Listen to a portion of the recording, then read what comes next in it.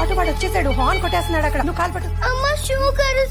Shoe కరుస్తుందా? కొత్త shoe అలాగే ఉంటుంది. రోజు స్కూల్ కి వెళ్లే ముందు ఇదే కూడా. షూ అల్లరి చేయకు. ఎందుకు ఏడుస్తుంది? మామూలేగా స్కూల్ కి డుమ్మా కొడదా నాటకాలు. వీ పగిలిపోతుంది చూడు. పద. Bye bye.